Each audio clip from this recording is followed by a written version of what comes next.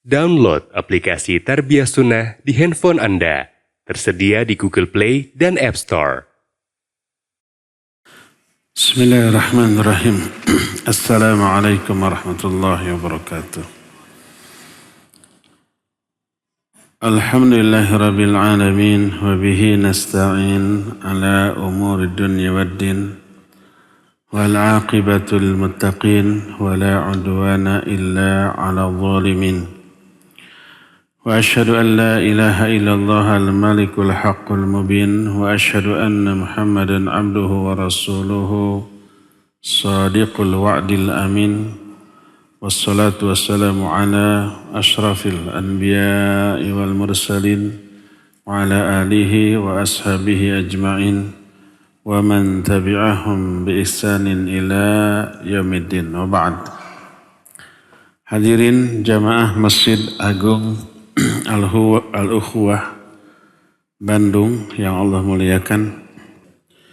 Alhamdulillah kembali kita berjumpa melanjutkan pembahasan rukun iman. Kita sudah membahas rukun iman yang pertama yaitu kepada Allah dan terakhir kemarin rukun iman yang kedua yaitu iman kepada para malaikat dengan rinciannya. Iman kepada para malaikat seperti yang diterangkan kemarin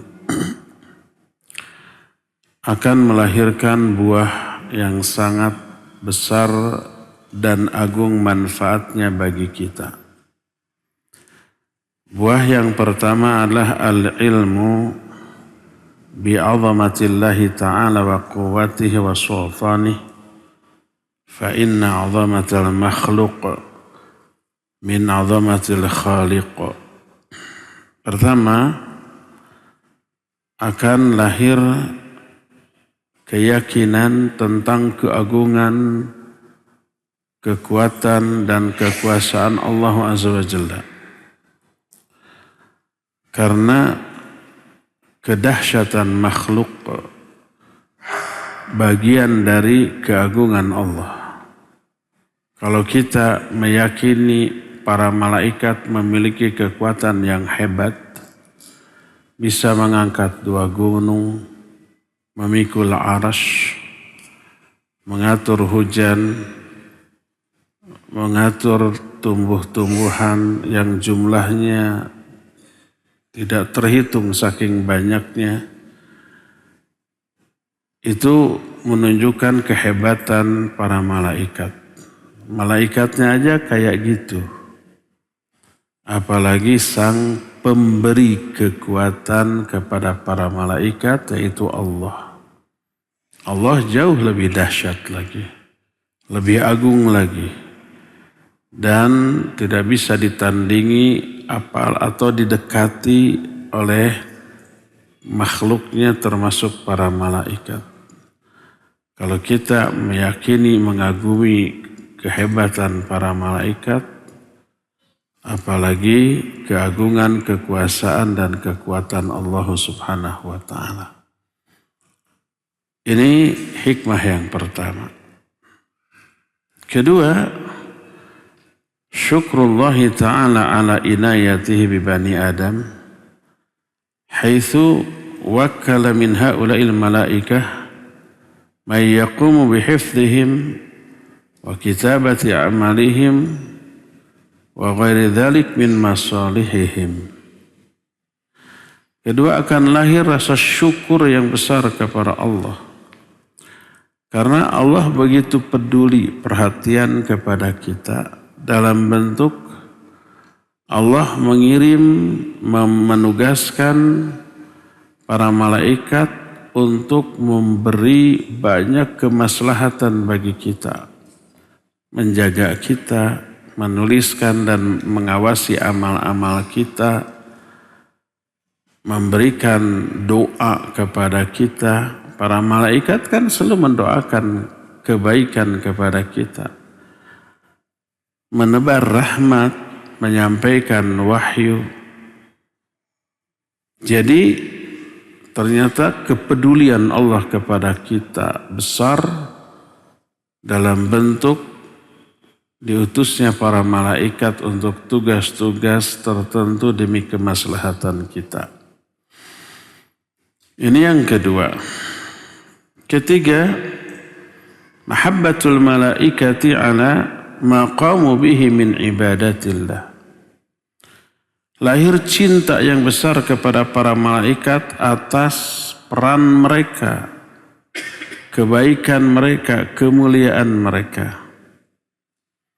Pertama, malaikat oleh Allah disebut dengan sebutan kiram bararah. Bi'aidi safarah kiramim bararah. Para malaikat itu disebut safarah. Safarah itu artinya duta atau wakil atau perantara antara Allah dengan kita. Kiram yang sangat-sangat mulia, dermawan, baik, dan baroroh itu makhluk yang melakukan kebaikan dengan kadar yang luar biasa. Kalau manusia disebut yang melakukan perbuatan sangat baik disebut bar, jamaknya abror. Innal abrara lafi naim. Sesungguhnya orang-orang abror, orang yang banyak melakukan kebaikan. Lafi naim, berada dalam kenikmatan yang luar biasa. Tapi kalau malaikat baroroh, dan baroroh sigat mubalaghah dari abror. Artinya kebaikan malaikat jauh lebih banyak daripada kebaikan yang dilakukan oleh manusia, baik kualitas ataupun kuantitasnya.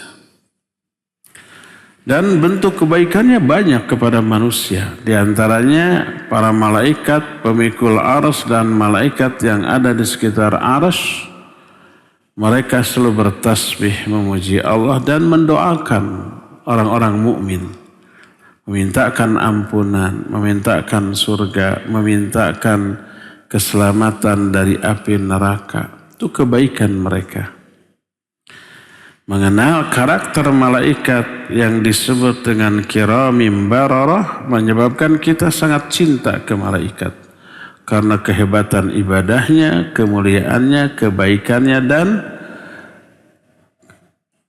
doa mereka kepada kita. Cintalah kita kepada malaikat. Akhirnya apa? Akhirnya kita pun memuliakan para malaikat. Bentuk memuliakan malaikat itu pertama tidak berbuat yang membuat malaikat kecewa, sedih, yaitu berbuat dosa dan maksiat. Malaikat yang mengelilingi kita, malaikat penjaga, malaikat qarin, malaikat pencatat, kecewa dengan perbuatan dosa dan maksiat yang kita lakukan. Jangankan malaikat, kalau kita ada orang yang kita kagumi, kita hormati, orang tua kita, guru kita, atasan kita, kita kan akan jaga sikap, ucapan dijaga, perbuatan dijaga, menghargai mereka. Kalau kita berani berbuat hal yang tidak senonoh di hadapan orang tua, guru, atau orang yang kita hormati, kita tidak menghargai mereka. Kan gitu ya. Ingat, ini malaikat. Lebih mulia daripada manusia. Malaikat selalu melihat, mengawasi. Kadang ada yang mencatat. Ketika kita beribadah, mereka bangga, bahagia dengan ibadah kita. Ketika kita bermaksiat, mereka kecewa. Menghargai malaikat dengan menjaga diri dari dosa, maksiat atau hal yang tidak layak dan berupaya melakukan perbuatan yang membanggakan.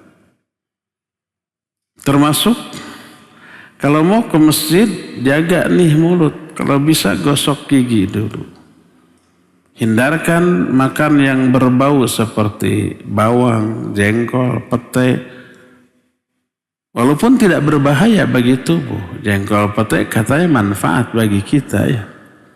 Bawang juga manfaat bagus untuk tubuh, tapi baunya ini loh. Apalagi yang bau dan berbahaya. Contohnya apa?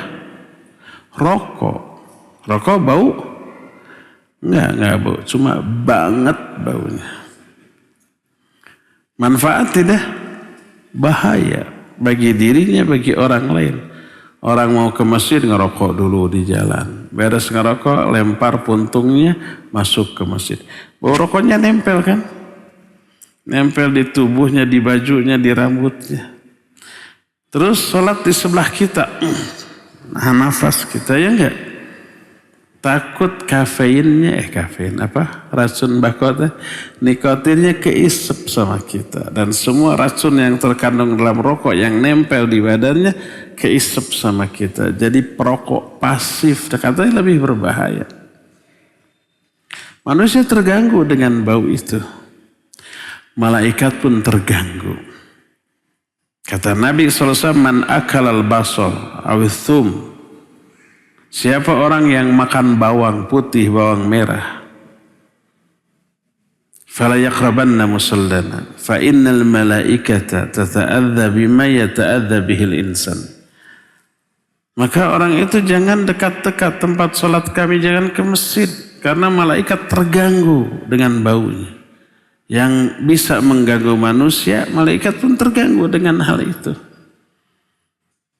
Maka kalau ada orang bekas makan jengkol, pete, rokok datang ke kita, baunya kecium sama kita, kita nggak nyaman, rasanya orang ini nggak menghargai kita ya, membuat kita tidak nyaman, terganggu. Para malaikat juga begitu.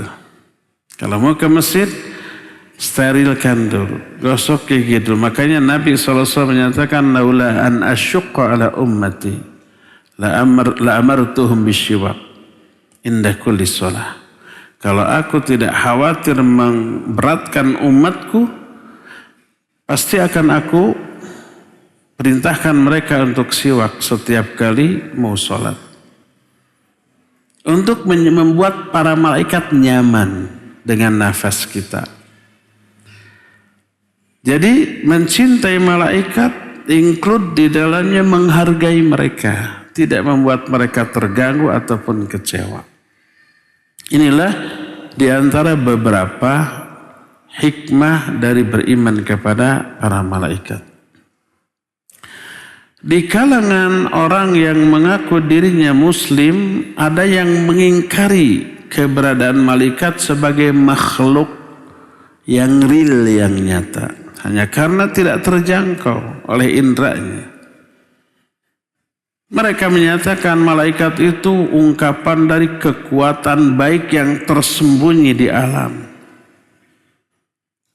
Tidak mengakui malaikat sebagai makhluk yang Allah ciptakan, punya ruh, punya jasad. Dan keyakinan mereka kalangan aqlanin itu taqdimul aql anin nakal. Mendahulukan akal daripada wahyu. Yang enggak masuk akal ditolak atau ditakwil. Termasuk ayat hadis-hadis tentang malaikat, mereka imani, iya malaikat itu ada. Tapi maknanya ditakwil. Malaikat itu kekuatan alam yang tersembunyi, kekuatan baik. Jin mereka akui, tapi jin itu mungkin virus, bakteri, kuman, kayak gitulah. Sebab nggak mungkin mengingkari malaikat dan jin karena termaktub dalam Al-Quran. Diyakini tapi ditakwil maknanya kepada sesuatu yang mereka bilang masuk akal. Keyakinan mereka itu tertolak karena mendustakan ayat dan hadis. Lihat beberapa ayat Allah tentang malaikat. Pertama, malaikat itu bersayap. Bisa terbang, ada yang 2, ada yang 3, ada yang 4. Ada malaikat Jibril sampai 600 sayap. Allah berfirman dalam surah Fatir ayat pertama, Alhamdulillahi fatiris samawati wal ard, ja'ilil malaikati rusulan uli ajnihatin mathna wa thulatha wa ruba'. Ini bukan ayat ta'adud, bukan. Segala puji bagi Allah pencipta langit dan bumi dan yang menjadikan para malaikat sebagai utusan yang memiliki sayap, ada yang 2-2, ada yang 3-3, ada yang 4-4. Jelas ini makhluk dengan jasad yang diterangkan sepintas bersayap. Jumlah sayapnya 2, 3 atau 4 berbeda-beda. Termasuk surah Al-Anfal ayat 50 Allah menyatakan walau tara idh yatawaffal ladzina kafarul malaikatu yadribuna wujuhahum wa adbarahum wa dhuqu adzabal hariq. Seandainya engkau melihat ketika orang-orang yang kafir itu diwafatkan oleh para malaikat, malakul maut, mereka memukuli wajah-wajah orang kafir itu dan bokong-bokong orang kafir sambil dikatakan rasakan olehmu azab yang membakar. Real, nyata, efeknya ada walaupun tidak terlihat. Karena malaikat makhluk gaib, tidak terjangkau oleh panca indera kita. Dalam surah Al-An'am 93, walau tara idh dhalimuna fi ghamaratil maut wal malaikatu basitu aydihim akhriju anfusakum. Ketika seandainya engkau melihat ketika orang-orang zalim berada di ambang kematian, ketika sakaratul maut, para malaikat mengulurkan tangan-tangan mereka, maknanya memukuli mereka sambil berkata, keluarkan ruh-ruh kalian. Ini menunjukkan malaikat makhluk, bisa berbicara, bisa terbang, punya jasad, jasadnya terbuat dari cahaya. Khuliqatil malaikatu min nur. Para malaikat diciptakan dari cahaya. Tapi tidak berarti malaikat berupa cahaya. Tidak, bahannya aja, bahan pembuatnya. Seperti jin, terbuat dari api. Tapi tidak berarti jin itu nyala ke sana kemari berupa api, terbakar atau nanti. Enggak, itu bahannya. Seperti kita terbuat dari tanah. Tapi kita kan tidak berupa tanah. Berupa daging, tulang, darah, dan seterusnya. Malaikat diciptakan dari cahaya, tapi tidak berupa cahaya. Berupa apa tuh? Wallahu a'lam. Alam ghaib, tidak ada keterangan tentang hal itu. Nah, yang jelas berjasad dan beruh. Ketika mangsanya mati, ruhnya dicabut. Malaikat mati, iya mati. Ketika sangkakala pertama ditiup, para malaikat mati. Wa nufikha fis-sur fasa'iqa man fis samawati wa man fil ard illa man sya'allah. Ditiuplah sangkakala, matilah semua yang ada di langit, yaitu malaikat, dan yang ada di bumi, yaitu ya malaikat yang ada di bumi ada, kita, jin, binatang semua mati. Illa man sya'allah, kecuali beberapa yang Allah kehendaki. Tidak semua malaikat mati. Di antara yang tidak mati pemikul arsy. Allah menyatakan wa yahmilu arsya rabbika fawqahum yawma idzin thamaniyah. Ketika kiamat terjadi, pada hari itu arsy Allah dipikul oleh 8 malaikat. Karena arsy itu bukan di langit tapi di atasnya lagi. Di atas langit ke-7 ada air, di atas air ada kursi Allah, di atas kursi Allah ada air lagi, di atas air itu ada arsy Allah. Sedangkan dalam Al-Quran ketika sangkakala ditiup, matilah semua yang ada di langit. Di atas langit termasuk malaikat pemikul arsy tidak mati. Ini salah satu yang dikecualikan, illa man sya'allah, kecuali beberapa makhluk yang Allah kehendaki itu tidak mati. Dan ini menunjukkan apa? Malaikat itu makhluk yang berjasad, beruh. Dan malaikat juga merasa takut yang luar biasa. Saking takutnya mereka pingsan. Diterangkan di dalam hadis yang sahih dan juga ayat Al-Quran. Ketika Allah berbicara tentang apa yang terjadi besok, para malaikat itu takut sampai mereka pingsan.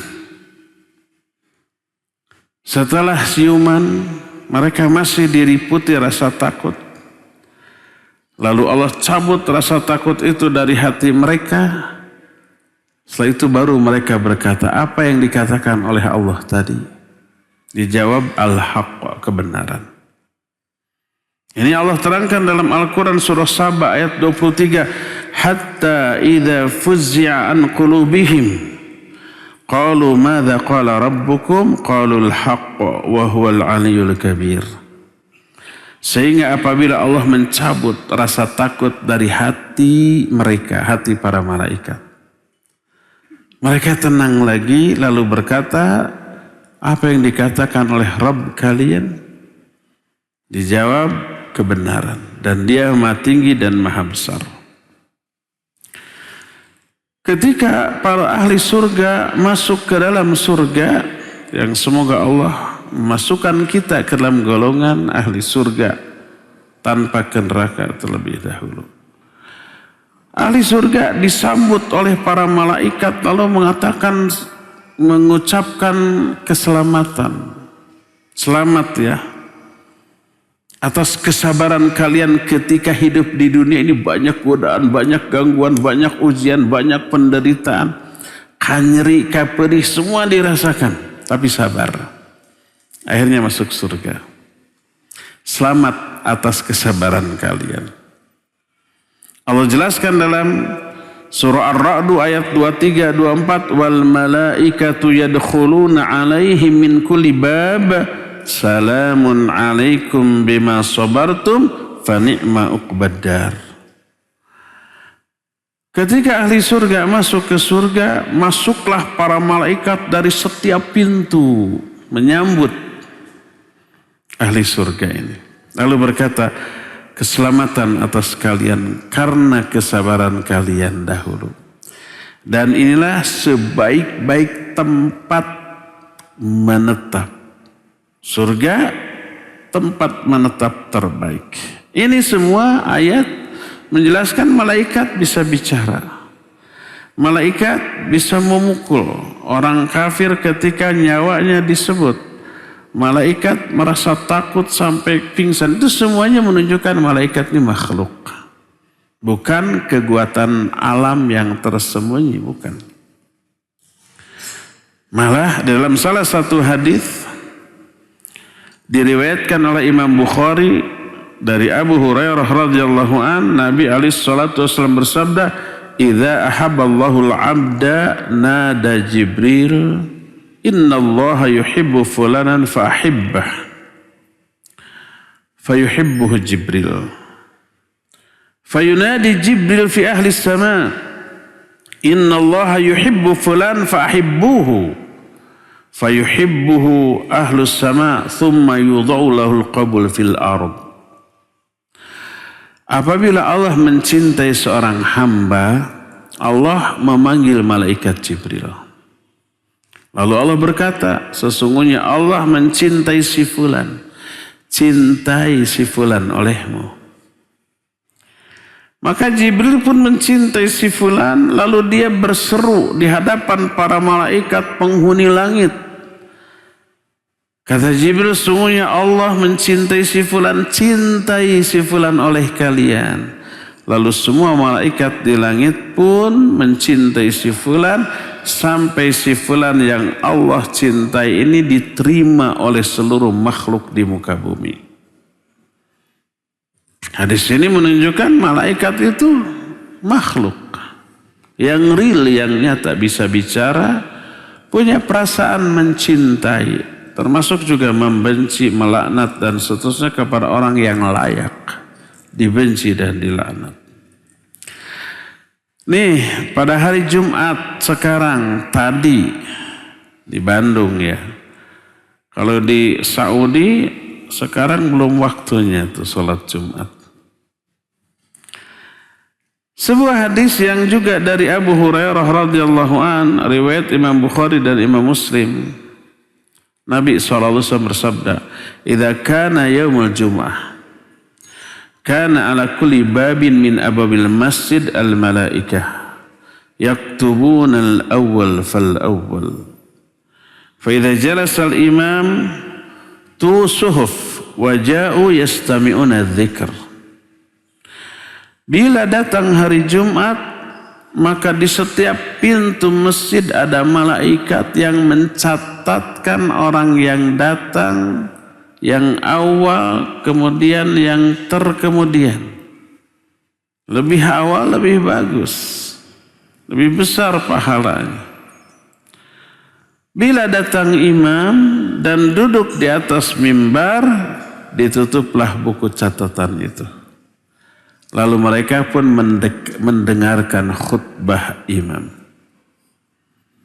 Hadis ini dengan jelas menyatakan bahwa para malaikatlah makhluk yang berjasad, yang hidup, punya perasaan, mencintai atau membenci atau melaknat, menulis, memukul, mencabut, terbang, dan seterusnya.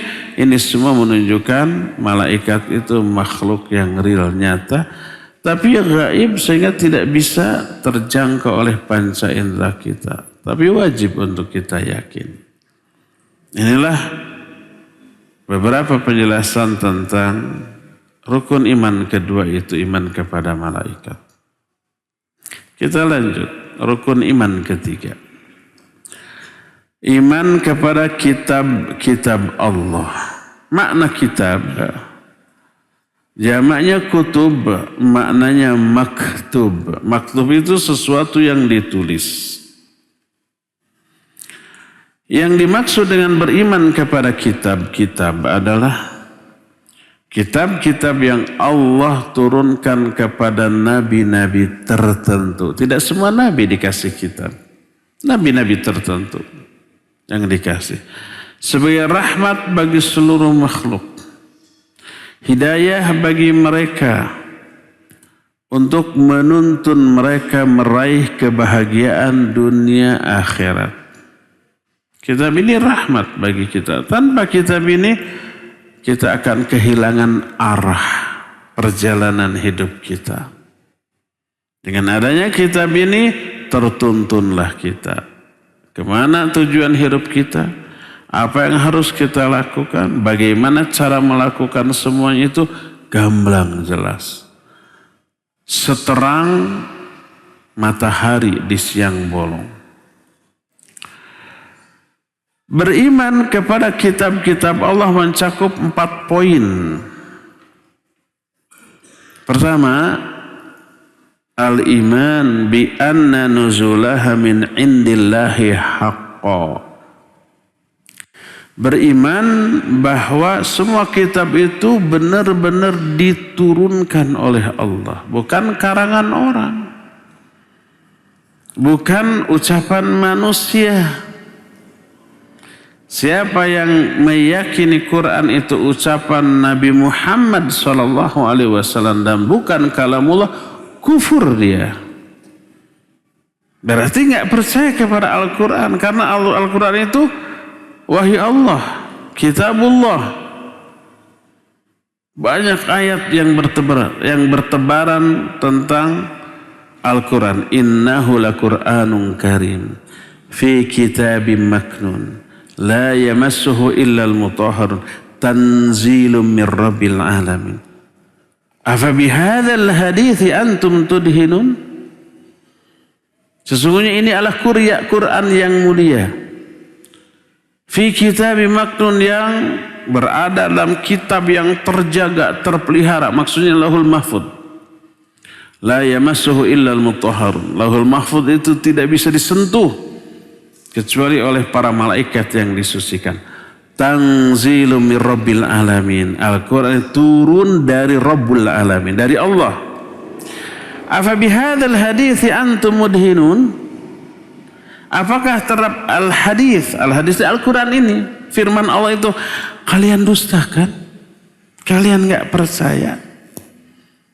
Makanya siapa yang menyatakan atau tidak meyakini Quran kalamullah,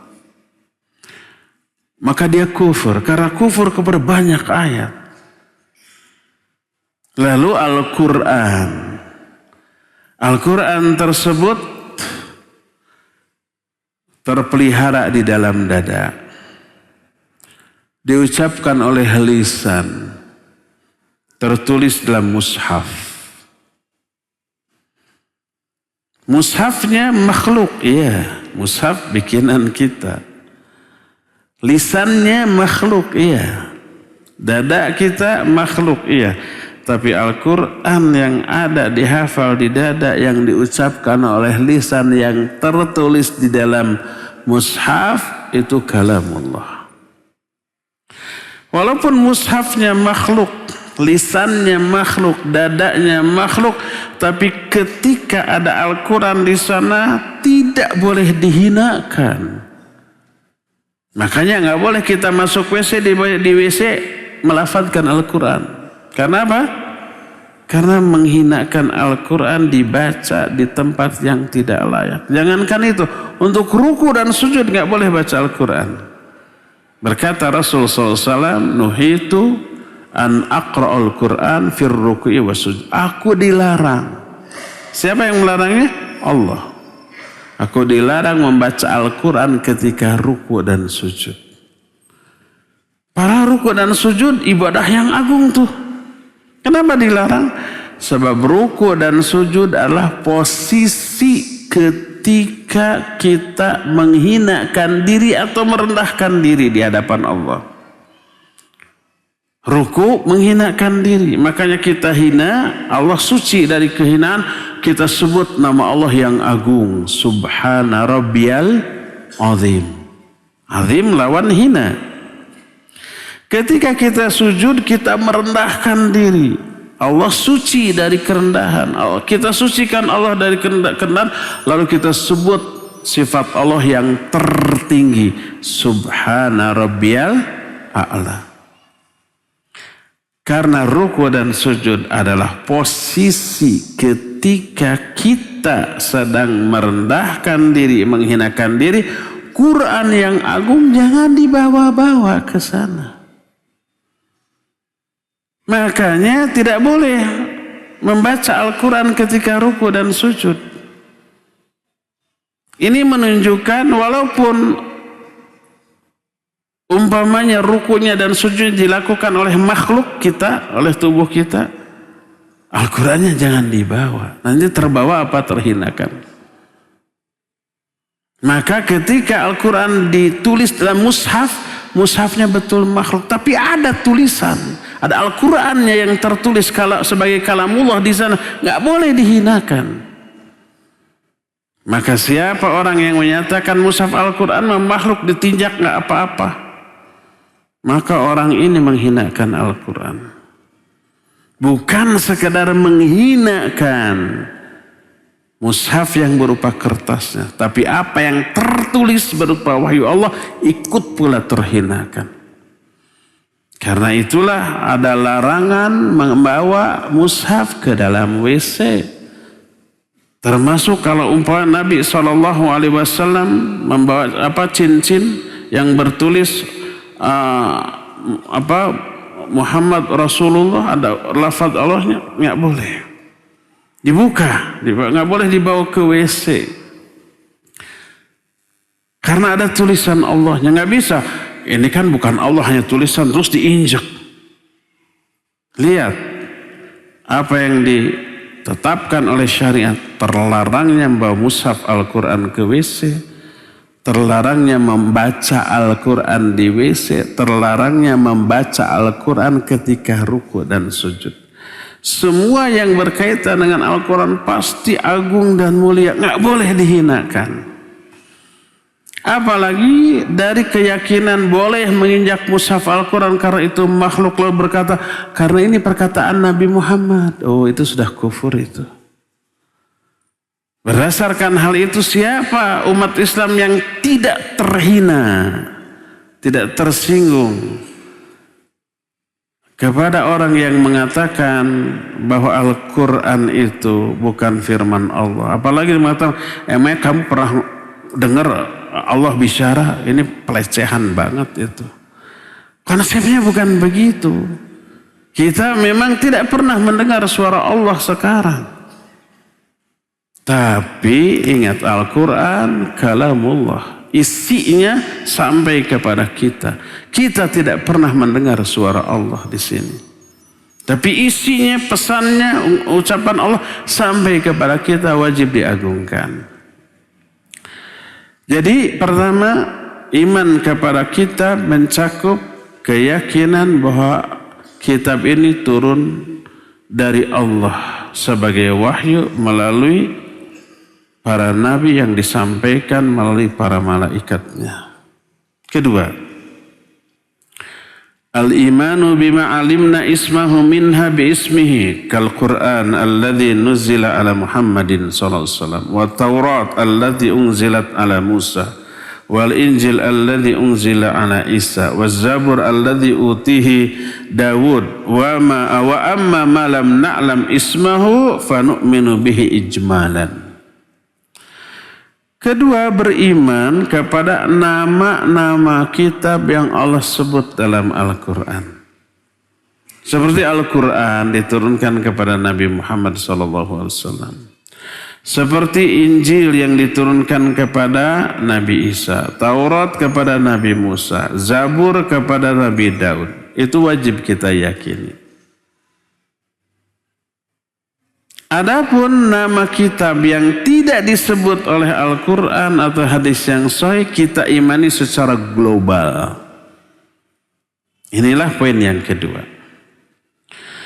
Ketiga, tasdiqu masoha an akhbariha ka akhbaril Quran wa akhbari ma lam yubaddal aw yuharraf minal kutubis sabiqah. Ketiga, membenarkan semua berita yang ada dalam kitab-kitab yang Allah turunkan seperti semua berita Al-Quran. Walaupun tidak masuk akal. Dan dalam Al-Quran memang banyak keterangan yang tidak bisa dicerna oleh akal. Bukan karena tidak benar, tapi karena terbatasnya akal kita, kemampuan akal kita. Seperti umpamanya nanti di akhirat, mulut ditutup, nggak bisa ngomong.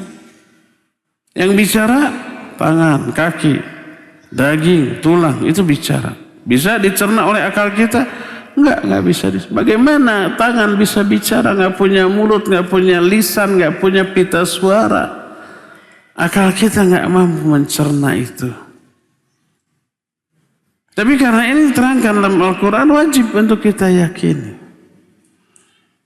Bagaimana di akhirat nanti orang itu disiksa sampai hancur lebur seluruh bagian tubuhnya. Tapi kok nggak mati? Akal kita nggak bisa nerima. Bukan karena tidak benar beritanya, tapi kemampuan akal kita yang super terbatas. Terlebih hukum yang Allah terapkan di alam dunia dengan hukum alam yang Allah terapkan di alam barzakh, di alam akhirat jauh berbeda. Tidak sama dengan apa yang Allah terapkan di alam dunia. Sedangkan akal kita hanya mampu mencerna, memahami sebagian kecil dari hukum alam yang Allah terapkan di dunia ini saja.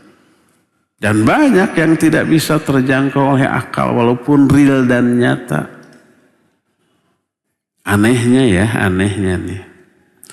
Perkara gaib yang diterangkan dalam Quran Sunnah tidak terlihat, tidak terjangkau oleh indera kita, nggak dipercaya. Tapi penjelasan ilmuwan yang tidak terlihat, tidak terdengar, tapi ada dampaknya, dipercaya. Dianggap ilmiah. Ingat nggak pelajaran kimia atau fisika waktu kita di SMA? Ada yang disebut dengan molekul, ya enggak? Molekul itu digambarkan bola bulat sebesar kelereng punya tangan gitu kan? Oksigen punya tangannya 2, hidrogen punya tangannya 1. Terus nyatu antara oksigen dengan hidrogen. Hidrogennya harus 2 karena tangannya 1. Oksigennya 1. Jadi rumus H2O. Itu rumus air. Masih hafal saya. Tapi apakah bentuk real molekul itu kayak gitu? Kayak kelereng? Enggak. Ditoong air sama mikroskop dengan pembesaran 1 juta kali lipat? Enggak tuh. Oh itu nih hidrogen dengan oksigen lagi cepeng-cepeng. Enggak kelihatan. Tapi dipercaya, diyakini. Terus dibuat reaksi kimia pakai rumus-rumus, kesimpulannya begini. Dicoba eksperimen, benar, baru percaya. Percaya adanya molekul yang tidak terlihat oleh mata hanya karena reaksi kimia yang diuji cobakan dan ternyata benar, dampaknya ada walaupun wujudnya tidak terlihat. Virus, nggak kelihatan virus. Kenapa dipercaya? Dampaknya ada. Adanya virus kita sakit, adanya bersin, adanya flu itu, adanya virus, adanya kemarin itu apa? COVID-19. Virusnya nggak kelihatan, tapi dampaknya ada. Itu dipercaya, diyakini orang. Tapi ketika Allah menjelaskan ada malaikat, ada setan, ada jin, tidak kelihatan wujudnya, tapi dampaknya ada, tidak dipercaya, tidak diyakini. Disebut tidak ilmiah, disebut halusinasi. Kenapa molekul tuh tidak disebut halusinasi, tidak ilmiah, padahal tidak terlihat, tapi kan dampaknya ada. Itu juga begitu. Adanya malaikat, ada jin, dampaknya ada. Jadi yang kedua, membenarkan apa? Yang ketiga, membenarkan semua berita yang ada dalam Al-Quran dan dalam kitab-kitab sebelumnya sebelum dirubah dan diganti oleh manusia. Poin keempat, al-amalu bi ahkamin ma lam yunsakh minha waridha wa taslim bihi sawa'un fahimna hikmatahu aw lam nafhamha wa jami'ul kutubis sabiqah mansukhatun bil Qur'anil azim. Keempat, termasuk iman kepada kitab adalah mengamalkan hukum-hukum yang ada dalam kitab itu selama belum dimansuh. Dan ridho serta pasrah kepada hukum tersebut baik kita fahami hikmahnya ataupun tidak kita fahami. Adapun kitab-kitab yang terdahulu sebelum Al-Quran seluruhnya mansuh, sudah dihapus dan diganti oleh Al-Quran. Seluruh ajaran yang terdapat dalam kitab-kitab sebelumnya tapi masih relevan, dianggap bagus untuk ditetapkan, pasti ada dalam Al-Quran. Semua aturan masa lalu yang tidak lagi dianggap relevan oleh Allah sudah dihapus. Maka Al-Quran disebut dengan sebutan muhaimin. Makna muhaimin mengganti kitab atau aturan yang terdapat dalam kitab yang lama yang sudah tidak relevan. Allah berfirman dalam Al-Quran surah Al-Ma'idah ayat 48, wa anzalna ilaikal kitaba bil haqq musaddiqan lima baina yadayhi minal kitab wa muhaiminan alaih. Kami telah menurunkan kitab kepada engkau, hai Muhammad, dengan sebenarnya. Kitab yang dimaksud adalah Al-Quran. Musaddiqan lima baina yadayhi, yang membenarkan kitab-kitab sebelumnya. Wa muhaiminan alaih, dan sebagai muhaimin. Makna muhaimin adalah hakimu alaih. Sebagai hakim bagi kitab-kitab sebelumnya. Mana yang masih relevan dimasukkan dalam Al-Quran. Mana yang sudah tidak relevan dihapus. Seperti zaman baheula, menghormat dalam bentuk sujud boleh. Tapi sujudnya dalam rangka menghormat, bukan ibadah. Maka para malaikat disuruh sujud kepada Adam. Sujud, mereka ibadah. Bukan kepada Adam, ibadahnya tapi kepada Allah yang menyuruh sujud kepada Adam. Sujud ke Adamnya menghormat. Pas iblis menolak, durhaka dia. Jangan husnudzon ke iblis. Iblis itu ahli tauhid, nggak mau sujud ke Adam karena ingin mentauhidkan Allah. Ini omongan seperti benar. Seperti, kalau seperti kan bukan. Tapi keliru. Kalau umpamanya iblis ahli tauhid karena nggak mau sujud kepada Adam, berarti malaikat musyrik gitu. Keliru itu omongan. Iblis tidak mau sujud kepada Adam hanya karena durhaka kepada perintah Allah. Makanya dilaknat. Aba wastakbara wa kana minal kafirin. Dia enggan sujud atas perintah Allah. Dia takabur. Dia termasuk makhluk yang kufur. Di zaman Nabi Yusuf, ketika Nabi Yusuf sudah diangkat menjadi penguasa di Mesir, ayahnya datang, ayahnya disimpan di atas singgasana. Yusuf dan anak-anaknya sujud menghormat. Setelah itu Yusuf duduk di singgasana, saudara-saudara Nabi Yusuf yang 11 itu sujud menghormat. Di zaman Nabi SAW, menghormat dalam bentuk sujud sudah nggak relevan. Kata Nabi SAW, "Lau kuntu amiran ahadan liyasjuda li ahadin la amartul mar'ata an tasjuda li zawjiha li 'admi haqqihi 'alaiha." Seandainya aku berhak menyuruh seseorang untuk sujud kepada orang lain, niscaya aku perintahkan para wanita untuk sujud ke suaminya, saking besarnya hak suami atas istrinya. Seandainya boleh, diperintahkan. Tapi karena nggak boleh, maka nggak diperintahkan. Maka haram bagi kita sekarang sujud walaupun dalam rangka menghormat, tapi tidak musyrik.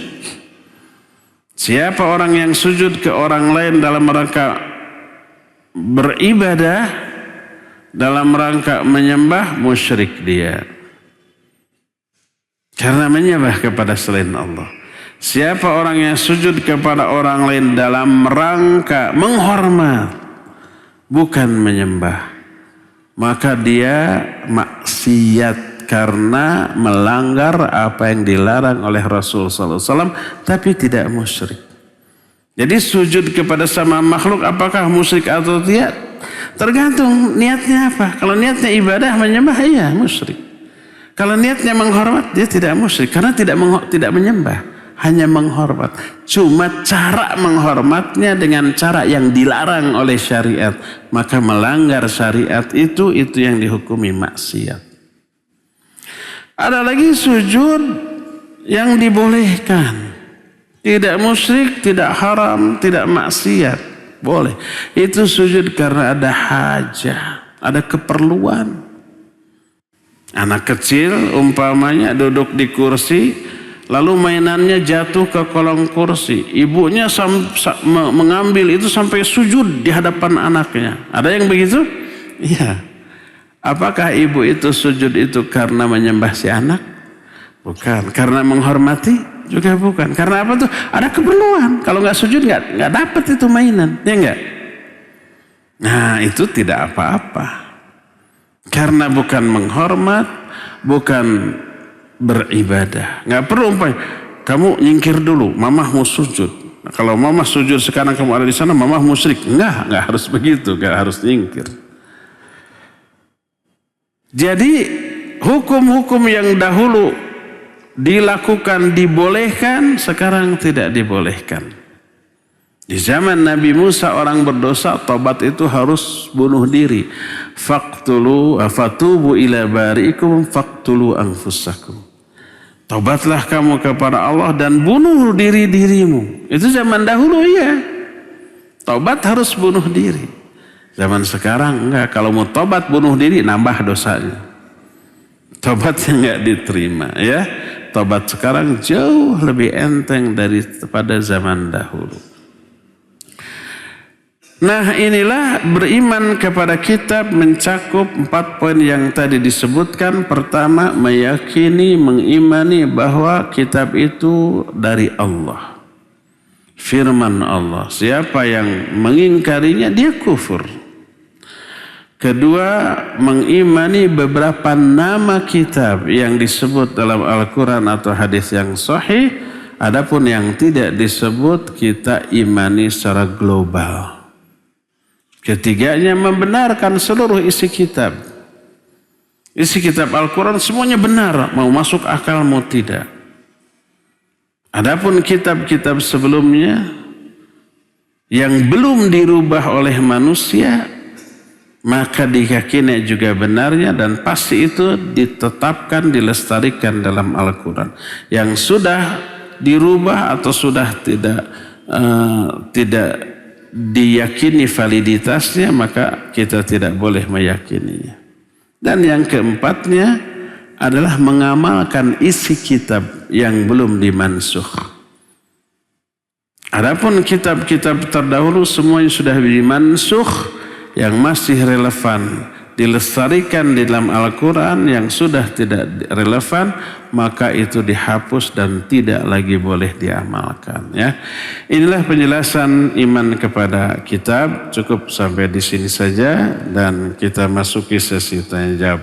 Seperti biasa untuk hari Jumat dikhususkan bagi para pendengar dan pemirsa Roja TV. Kepada Abu Lukman di studio Radio Roja dipersilakan untuk memandu tanya jawab. Wa sallallahu ala nabiyina Muhammadin wa ala alihi wa ashabihi wasallam. Silakan Abu Lukman. Baik, pertanyaan pertama kita coba angkat Ustadz. Pertanyaan dari hamba Allah di Kalimantan. Tidak disebutkan namanya, ingin bertanya Ustadz. Apakah benar Ustadz jika seseorang meninggal dunia maka mayit tidak boleh ditinggalkan, harus ada yang menjaga mayit. Begitu juga dengan liang lahatnya tidak boleh ditinggalkan, harus ada yang menjaga. Dan tanah yang dibikin bulat sebanyak 7 biji, dibacakan ayat Al-Quran dan diletakkan di 7 anggota sujud mayit. Apakah betul Ustaz? Mohon penjelasannya. Baik. Pertama, benarkah mayit tidak boleh ditinggalkan, demikian juga liang lahatnya. Kalau pertimbangannya pertimbangan agama, tidak ada aturan yang menetapkan demikian. Tapi kalau pertimbangannya pertimbangan di luar agama, seperti umpamanya, ada banyak binatang buas di suatu tempat, di hutan ada yang mati. Kalau ditinggalkan bisa dimakan binatang buas. Maka dijaga. Ya, kalau pertimbangannya begitu boleh, nggak apa-apa. Tapi kalau suasana aman di rumah, boleh ditinggalkan, nggak ada larangan meninggalkan jenazah seperti itu. Nanti hidup, ya alhamdulillah kalau hidup lagi berarti belum mati. Mati suri mungkin tadi atau pingsan. Nanti kabur jenazah, nggak mungkin. Berarti kalau kabur alhamdulillah berarti belum mati.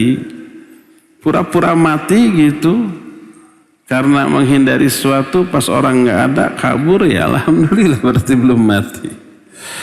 Jadi tidak ada larangan.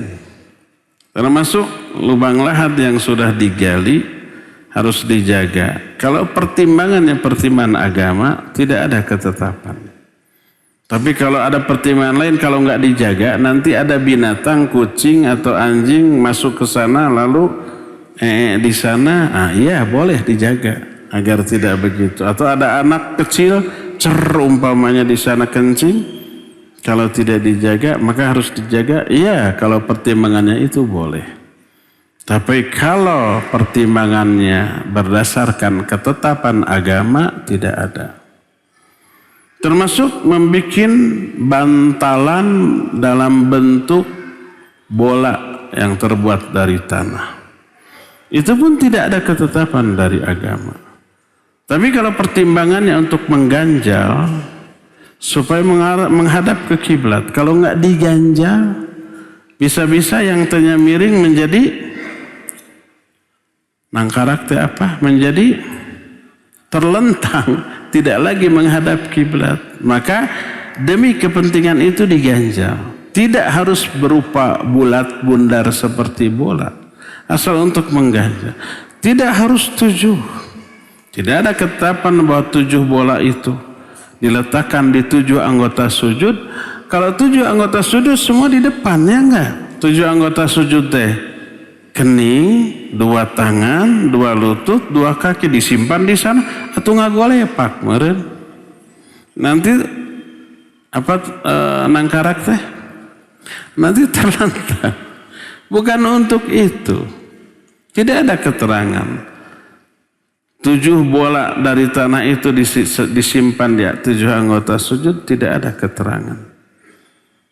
Maka kalau tidak ada keterangan dari agama, jangan membikin aturan atas nama agama.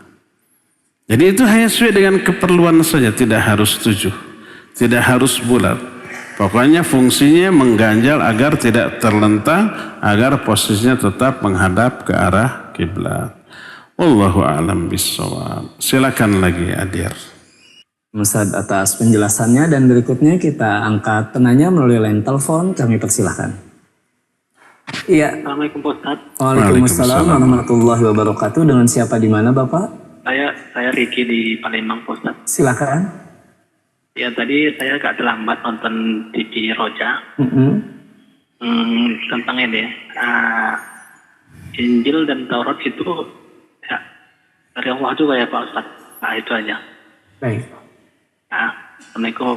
Waalaikumsalam warahmatullahi wabarakatuh. Iya. Apakah Injil dan Taurat dari Allah? Iya dari Allah. Kata siapa? Kata Allah Azza wa Jalla dalam Al-Quran. Zabur juga. Wa atayna Dawuda Zaburo. Kami berikan kepada Nabi Daud Zabur. Thumma qafayna ala atharihim bi Isa bin Maryam wa atainahul Injil. Kemudian di belakang para nabi itu kami utus juga Nabi Isa bin Maryam dan kami berikan kepadanya kitab Injil. Itu Al-Quran yang menyatakan Injil, Taurat dan Zabur wahyu Allah.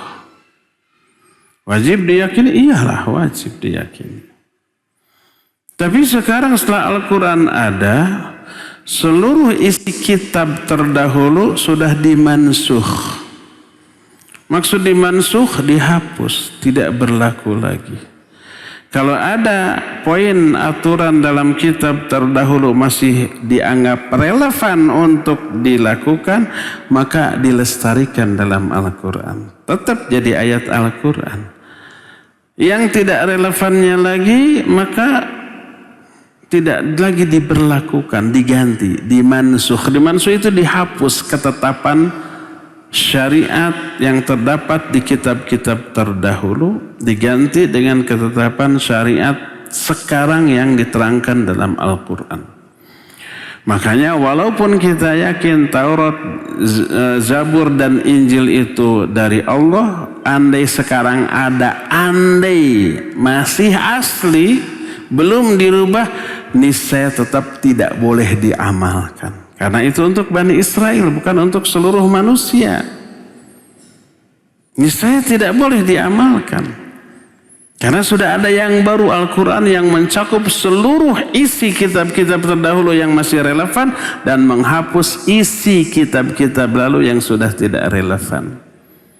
Makanya ketika di zaman Nabi SAW ada Umar membawa kitab Taurat, Nabi SAW marah. Lalu menyatakan, laukana Musa hayyan, seandainya Musa sekarang masih hidup, maka tidaklah halal baginya kecuali mengikuti aku. Jadi walaupun kitab-kitab, baik Zabur, Taurat ataupun Injil adalah wahyu Allah, pertama, itu sudah dirubah isinya. Sudah campur aduk pikiran manusia. Kedua, anda itu asli, seasli ketika diturunkan kepada nabinya masing-masing, itu hanya berlaku untuk Bani Israel. Kita bukan Bani Israel. Kedua, semuanya itu sudah dimansuh. dihapus, gantinya ini nih Al-Quran. Jadi demikian, wallahu a'lam bissawab. Silakan lagi. Allahu khairan Ustaz atas penjelasannya, dan berikutnya pertanyaan dari Ummu Fulana di Palembang juga Ustaz. Melalui pesan WhatsApp ingin bertanya Ustaz, kebiasaan anak yang menyalami orang tua dengan menundukkan badan Ustaz karena hormat. Apakah hukumnya dan bagaimanakah cara yang benar? Mohon pencerahannya Ustaz. Tafadhol Ustaz. Barakallahu fiik. Menundukkan badan disebut dengan sebutan khudu. Kalau tunduknya hati dan pandangan disebut khusyuk. Baik khusyuk ataupun khudu yang diniatkan untuk ibadah, maka tidak boleh ditujukan kepada siapapun kecuali kepada Allah. Al-khudu nau' min anwa'il ibadah la yajuzu sarfuha illa lillah. Al-khudu yaitu menundukkan badan dengan niat ibadah, termasuk salah satu bentuk ibadah yang tidak boleh ditujukan kecuali kepada Allah. Termasuk tradisi atau budaya ketika menghormat menundukkan badan. Di negara lain, umpama di Cina atau di Jepang kan gitu ya, nunduk. Ada yang sampai sujud segala macam kan dalam rangka menghormat. Musyrik tidak musyrik karena menghormat, bukan menyembah. Kalau niatnya menyembah, ya musyrik. Kalau niatnya menghormat, dia maksiat. Kalau dia seorang muslim. Khudu juga sama. Di tradisi daerah tertentu, kalau lewat di hadapan orang tua, bilang punten permisi sambil menundukkan badan. Ada? Apakah itu dalam rangka menyembah orang tua? Bukan. Apakah dalam rangka beribadah? Bukan. Berarti tidak musyrik. Terus dalam rangka apa itu? Menghormat. Apakah ada syariat yang dilanggar? Iya. Maksiat? Iya. Oleh karena itulah, maka kalau kita lewat di hadapan orang tua, silakan bilang permisi punten. Tapi tak perlu harus menundukkan badan. Dan di setiap daerah beda. Di daerah-daerah di luar Jawa, kalau lewat di hadapan orang, bilang permisi tapi tidak menunduk, ya enggak?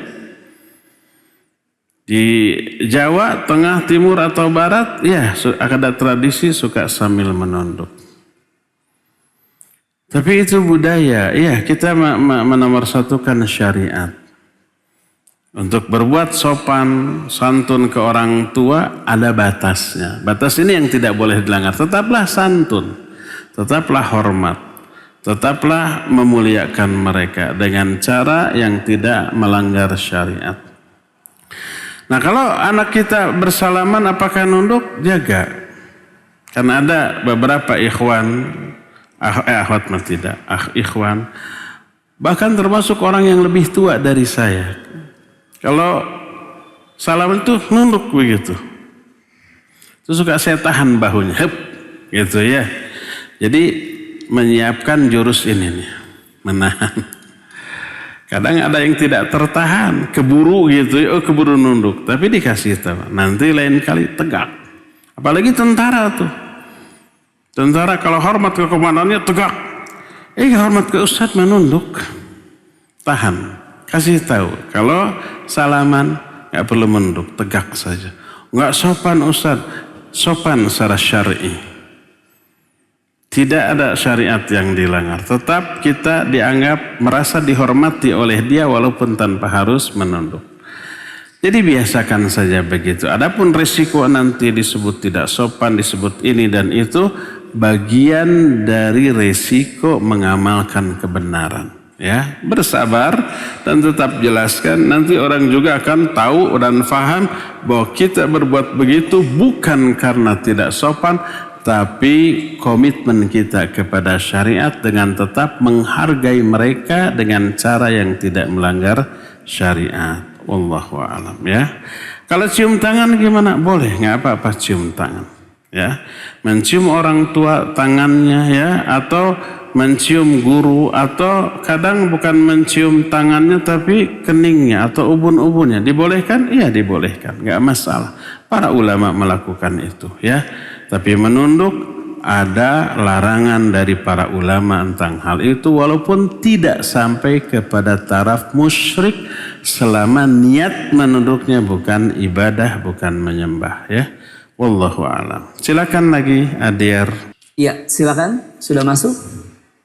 Assalamualaikum. Waalaikumsalam warahmatullahi wabarakatuh. Dengan siapa di mana, Bapak? Akan menanyakan tadi berhubung itu malaikatnya, iman kepada malaikat. Apakah harus marut itu malaikat atau manusia? Cukuplah sekian aja. Terima kasih. Assalamualaikum. Waalaikumsalam warahmatullahi wabarakatuh. Mungkin ini terkait pembahasan pekan yang lalu. Silakan Ustaz. Apa pertanyaannya? Apa pertanyaannya? Harut dan marut. Apakah Harut dan Marut itu malaikat? Gitu ya. Memang para ulama ikhtilaf. Sebagian ulama menyatakan Harut dan Marut adalah manusia biasa. Sebagian lain menyatakan Harut dan Marut malaikat karena nasnya jelas ya. Wa ma anzalna 'alal malaikaini bi Babila Harut wa Marut. Dan tentang dua malaikat yang kami turunkan di Babilonia yaitu Harut dan Marut. Ayat ini jelas menjelaskan, menerangkan bahwa Harut dan Marut adalah dua malaikat. Cuma ketika membahas makna bahasa dari malaikat adalah bahwa makna dari malaikat secara bahasa adalah para utusan. Berasal dari kata ma'laka. Ma'laka adalah utusan. Maka disebut malaikat karena mereka utusan. Seperti tadi, alhamdulillahi fatiris samawati wal ard, ja'ilil malaikata rusulan uli ajnihatin, mathna wa thulatha wa ruba. Allah lah yang segala puji bagi Allah yang telah menciptakan langit dan bumi dan menjadikan para malaikat sebagai utusan. Disebutlah malaikat karena maknanya utusan. Harut Marut disebut dua malaikat, maknanya dua utusan. Mungkin dari bangsa manusia. Sebagian ulama ahli tafsir ada yang menyatakan ya mereka manusia biasa. Tapi diutus oleh Allah sebagai ujian bagi manusia tentang sihir. Tidaklah keduanya mengajarkan sihir kecuali mereka berkata innama nahnu fitnatun fala takfur. Kami hanyalah fitnah, jangan kamu kufur dengan belajar sihir. Sebagian ulama ya Harut dan Marut manusia, disebut malaikat, dua malaikat karena dua-duanya utusan. Tapi jumhur ulama menyatakan mereka berdua adalah malaikat yang Allah turunkan dari langit. Diutus dengan tugas khusus mengajarkan sihir atas perintah Allah. Dan mereka melakukannya. Tidak durhaka tapi taat. Karena melaksanakan perintah Allah sebelum mengajarkan sihir wajib dulu menerangkan kami ini fitnah. Jangan kamu kufur. Kalau setelah diterangkan tetap ngeyel belajar, ajarkan dengan konsekuensinya yaitu kufur.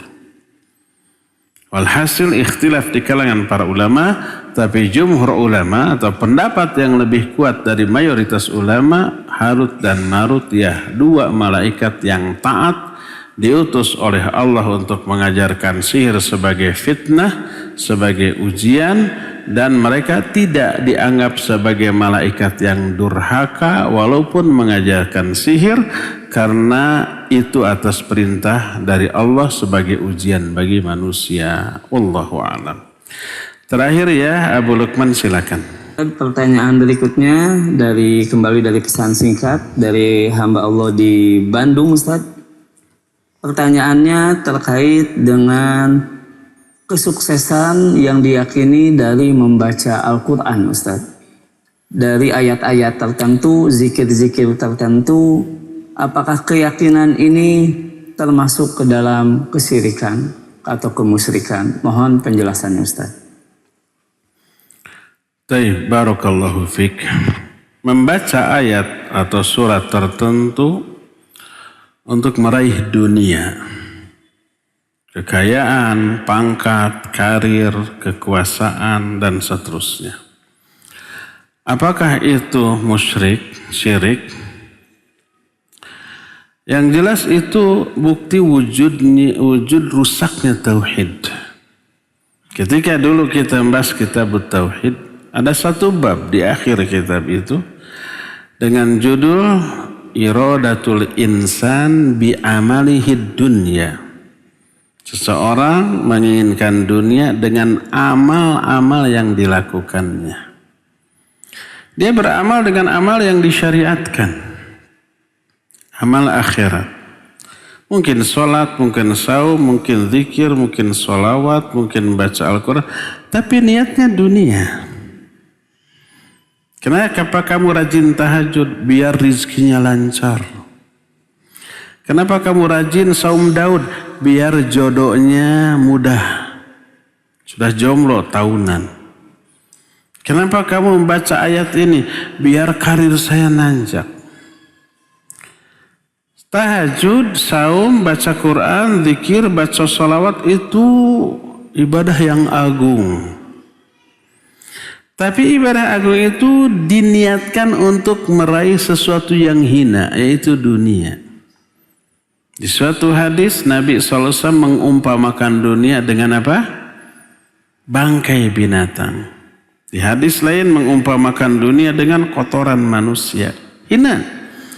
Di hadis lain Nabi menyatakan seandainya dunia punya nilai walaupun sebanding dengan sehelai sayap dari seekor nyamuk, niscaya Allah nggak akan memberikan dunia, memberikan orang kafir walaupun seteguk air. Seandainya ada nilai sebanding dengan sehelai sayap seekor nyamuk. Tapi karena nggak ada artinya, orang kafir pun dikasih dunia lebih banyak daripada yang diberikan kepada orang mukmin. Menunjukkan hinanya dunia. Dunia yang hina diraih dengan ibadah yang agung. Tahajud agar rizkinya lancar. Saum agar jodohnya mudah. Sholawat agar apa yang kita inginkan, ingin mobil, ingin rumah, cukup disolawatin dapat. Niatnya busuk, rendah, hina. Ibadahnya agung. Para ulama mengumpamakan itu seperti sebuah sendok yang terbuat dari emas bertahtakan berlian lalu dipakai nyiduk kotoran manusia. Betapa hinanya yang diciduk oleh sendok dan betapa berharga dan mahalnya sendok. Itu penghinaan terhadap sendok. Maka sendok dari emas perak, dari yang emas berlian dipakai nyiduk kotoran, itu tidak menghargai sendok. Maka ibadah yang agung apapun, tahajud, saum, sholawat, baca Al-Quran, zikir, niatkan untuk meraih akhirat.